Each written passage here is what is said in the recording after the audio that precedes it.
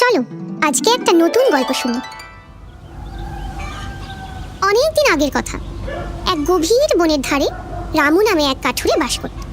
সে ছিল খুব গরিব, কিন্তু তার মন ছিল একদম পরিষ্কার এবং সে ছিল খুব সৎ।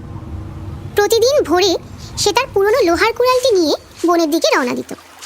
একদিন নদীর ধারে গাছ কাটার সময় হঠাৎ করে তার হাত থেকে কুড়ালটা জলে পড়ে যায়। রামু হাত বাড়িয়ে কুড়ালটি ধরার চেষ্টা করলেও সে ধরতে পারল না।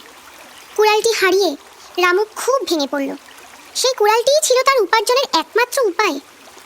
রামু নদীর তীরে একটা পাথরের উপর বসে ফুপিয়ে ফুপিয়ে কাঁদতে থাকলো। এখন আমি কি করব? কিভাবে আমার সংসার চলবে? সে মনে মনে বলতে থাকলো। ঠিক সেই সময় নদীর জল থেকে এক উজ্জ্বল আলো দেখা গেল। ধীরে ধীরে জল থেকে এক অপরূপ সুন্দরী দেবী উঠে এলেন।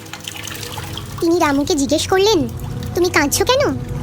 রামু বলল, আমার কুড়ালটি নদীর জলে পড়ে গেছে যে। সেটা শুনে দেবী ডুব দিয়ে জলের নিচ থেকে একটা সোনার কুড়াল নিয়ে এলেন। তিনি রামুকে জিজ্ঞেস করলেন, দেখো তো বাছা, এটা কি তোমার কুড়াল? সোনার কুড়ালটি রোদে ঝকঝক করছিল। রামু শান্তভাবে মাথা নেড়ে বলল, আগে এটা আমার না। দেবী আবার জলে ডুব দিলেন এবং এবার একটি চকচকে রূপোর কুড়াল নিয়ে এলেন। তিনি বললেন, তবে কি এই রূপোর কুড়ালটি তোমার? রামু আবারও বিনীতভাবে বলল, না, এটাও আমার না। এবার দেবী রামু সেই পুরনো এবং মরচে ধরা লোহার কুড়ালটি জল থেকে তুলে আনলেন। সেটি দেখে রামু আনন্দে লাফিয়ে উঠল। সে হাত বাড়িয়ে বলল, এটাই আমার সেই কুড়াল। আপনি এটাকে খুঁজে পেয়েছেন? রামু তার পুরনো লোহার কুড়ালটি ফিরে পেয়ে খুব খুশি হলো এবং দেবীকে অনেক অনেক ধন্যবাদ জানালো। রামুর এই অসাধারণ সততা দেখে দেবী অত্যন্ত খুশি হলেন। তোমার সততায় আমি মুগ্ধ। পুরস্কার হিসেবে আমি তোমাকে এই 3টি কুড়ালই দিচ্ছি।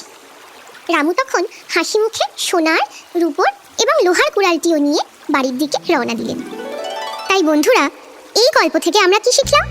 আমাদের সবসময় সত্যি কথা বলা উচিত। সততা সবসময় পুরস্কার পেয়ে থাকে।